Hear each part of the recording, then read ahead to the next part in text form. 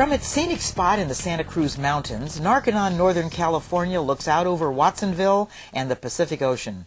The picturesque site looks more like a retreat than a battleground, but within the sprawling buildings of this ex-convent, every day people engage their personal wars against drug and alcohol addiction. On Fridays, people graduate. Everybody's excited. Awards will be given, accomplishments recognized. Those who have completed the program will leave to reclaim their lives outside, optimistic about the future. Just can't wait to get there, guys. It's a trip. I mean, it's cool, seriously. So the valuable final product of the Narconon program is drug-free people who are valuable contributing members of society. But like makes this program good is the technology, but it's also the students. The people here are really great. Very good. Matt Trussell. Yeah. Excellent. Jessica. Yeah. Good. Moses. What's up? Thank you. Frosty. Yeah. Excellent. Alex. People attending Narconon are called students, not patients, not clients, but students, because they spend most of their time in classes. Narconon is a completely different philosophy than anything else out there. What we believe is that a person has the ability to change his life if he is given the tools to do so.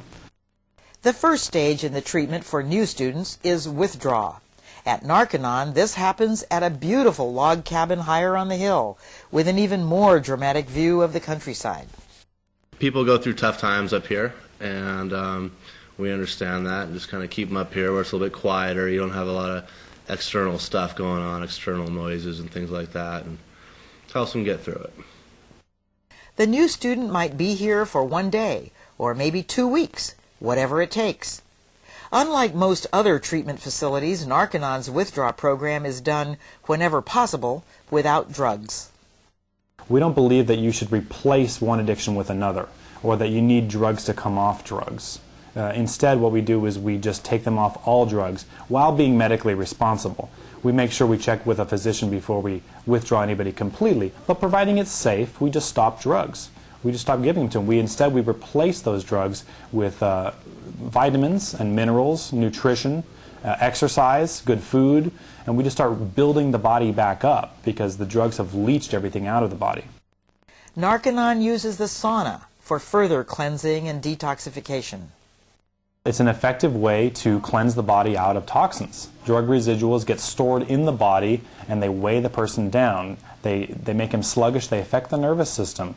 They do exercise, they take vitamins and minerals, they sweat in the sauna, they completely hydrate themselves all day long. They're being monitored, their blood pressure and weight is monitored. Do you have any reaction to that? How are you doing today? Good? Good. The sauna can be very physically strenuous, okay? And like, we always have a twin shift where somebody does a sauna program with another person as a safeguard. We have them cool off in the pool or hose off with the water. I don't ignore individual tolerances. After a week or two on the sauna regimen, students notice changes. This is my 12th day in the sauna. Yeah.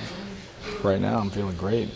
So I can feel myself reaching a different point. By the end of the sauna part of the program, the differences are dramatic.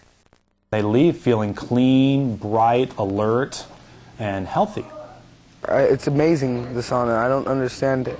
It's unbelievable. I was not even, I was doubting it. Like the second day I was in there, this can't do anything for me. By the time I got out, I never felt better in my life.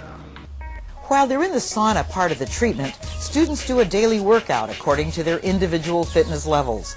Some choose the Stairmaster or treadmill. Others challenge the hill itself and run all over it.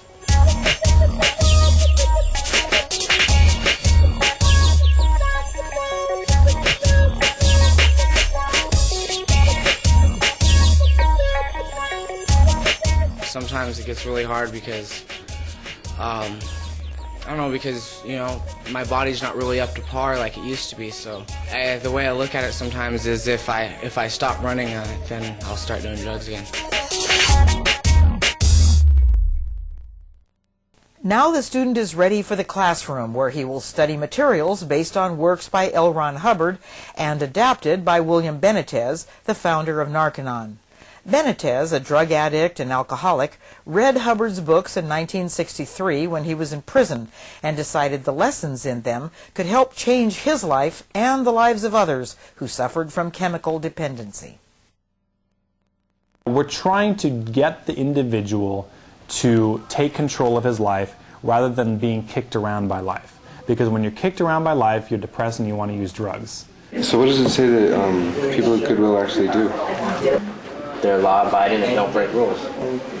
So what we want to do is we want to rehabilitate the person's goals and desires and help handle the problems that led him to get on drugs in the first place. Can you demo to me how the way to happiness would be tangible and what would make it tangible? What would make the way to happiness real? Yeah.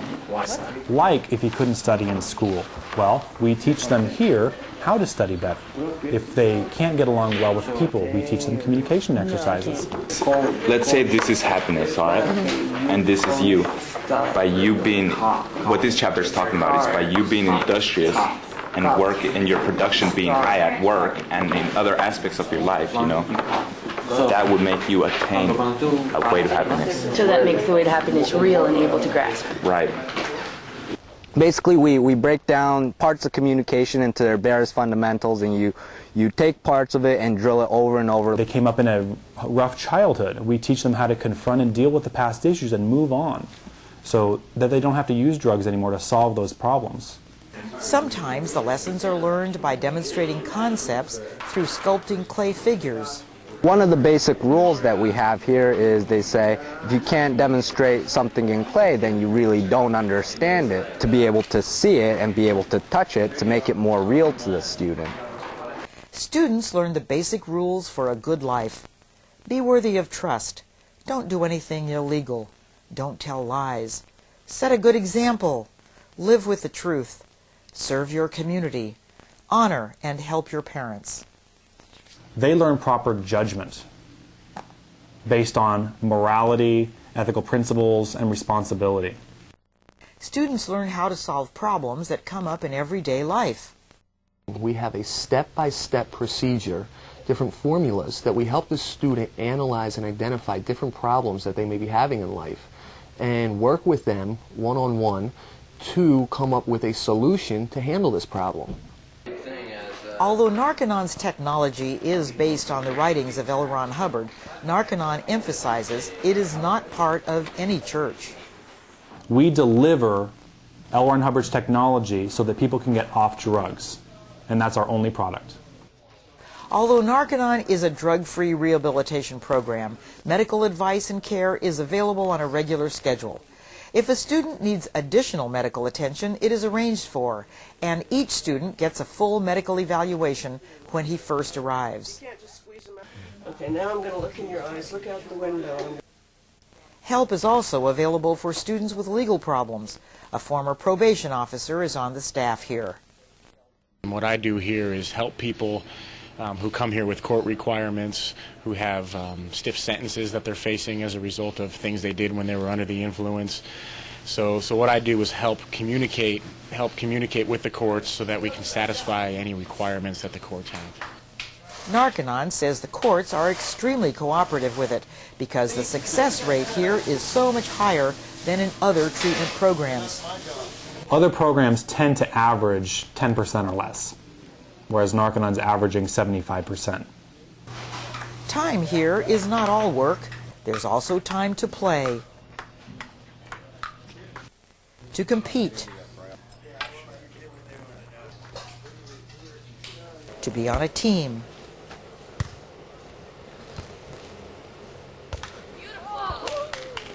to make friends, or just sit in the sun and look at the view. So our goal is to have a person come to this program and learn how to deal with their own lives. Okay? We teach them tools to apply in various situations so that they can always handle something that comes up in life. They are not bound to call somebody, they're not bound to go somewhere, they're not bound to do something. They have the ability to control their own lives now. At Friday's ceremonies, the air is bright with hope. Everybody comes out to celebrate the students who have completed their work here. Graduates make their speeches, say their goodbyes. I actually OD'd 2 days before coming here. It was just one thing after another, and now that I've gone through this program, it is given me the most firm, sound foundation that I could ever ask for. I can handle any situation. I know I'm confident now. When I first got here, I was shy. I couldn't. I just sat in my room. I didn't know what to do with myself. You guys realize I'm not like that anymore. And family members say thank you. Thank you all for your hard work and dedication for what you do for these young people. We truly appreciate it. I'm a teacher at a high school, and I see these problems every day. And I have not seen a program that works, because I've seen kids come in and out of programs. And this one, when I read about it, I said, this is for Kenny. This is for him, because he's a bright individual who will understand the process, and who will understand what they're trying to do to get him back into reality, into the real world, back into our families. Kenny, I am proud of you. It is my pleasure to welcome you back, Kenny. Welcome you back into our lives.